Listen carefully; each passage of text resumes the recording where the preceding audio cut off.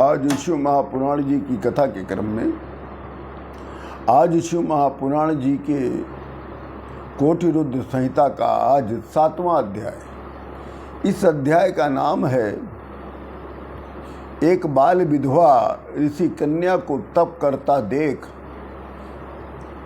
मूढ़ नामक दैत्य का उस पर आक्रमण और शिव जी का प्राकट्य और दैत्य का वध।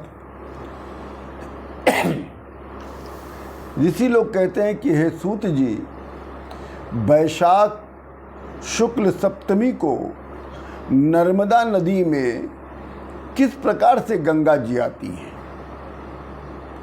और उस स्थान पर शिव जी नंदिकेश नाम से किस प्रकार से प्रसिद्ध हुए, इसमें जो भी इतिहास हो महामते उसे हम लोगों को प्रीतिपूर्वक बताने की सुनाने की कृपा करें। सूत जी कहते हैं कि हे श्रेष्ठ ऋषियों, पूर्व काल में एक ब्राह्मण रहता था।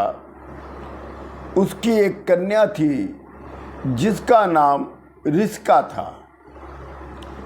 उसने अपनी कन्या का विवाह विधि पूर्वक एक ब्राह्मण से कर दिया था। पूर्व जन्म के प्रारब्ध से वो ब्राह्मण की कन्या ऋषिका पतिव्रत धर्म परायण होने पर भी बाल्यावस्था में वो विधवा हो गई। तब वो द्विज पत्नी ब्रह्मचर्य व्रत धारण करती हुई शिव जी की आराधना करते हुए घोर तप करने लगी। एक समय की बात है कि वो ब्राह्मण विधवा ऋषिका जब शिव जी की पार्थिवी लिंग बनाकर उनका पूजन कर रही थी, तभी मायावी एक मूढ़ नामक बलवान असुर जो काम बाण से पीड़ित था उस स्थान पर गया और उसने तपस्या में उस मनोहर रूप वाली ब्राह्मणी को देखकर उसके मन में अनेक प्रकार के लोभ प्रदर्शित होने लग गए। वो इतना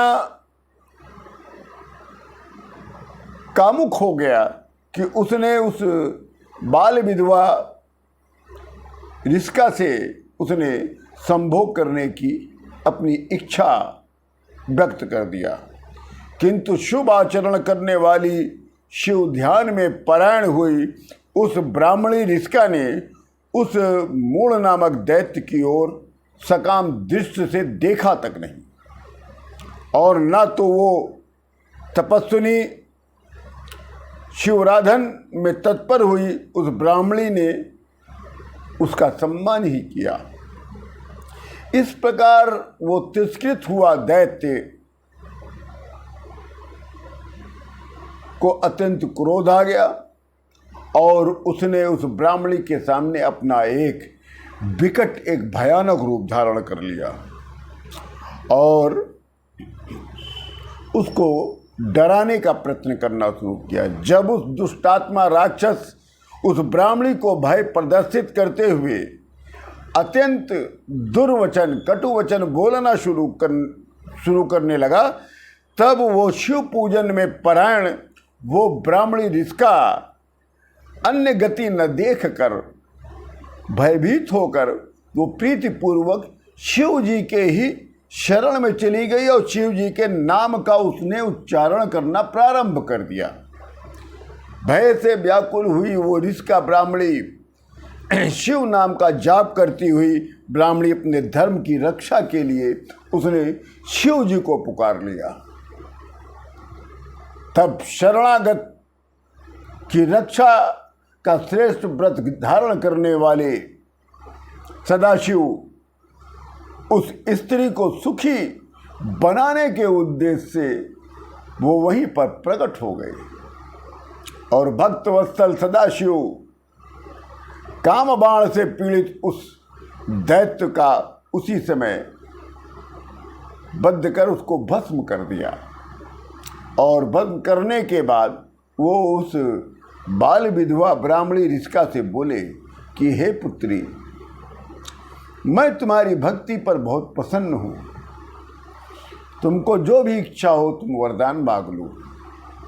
तब उस ब्राह्मणी रिस्का ने कहा, पहले उसने शिव जी को जब देखा साक्षात अपने सम्मुख तो उनके चरणों पर गिर पड़ी, और चरणों पर गिरने के बाद उसने एक स्तुति की, देव देव महादेव शरणागत वत्सला दीन बंधु स्तौमी शानो भक्त रक्षा करह सदा।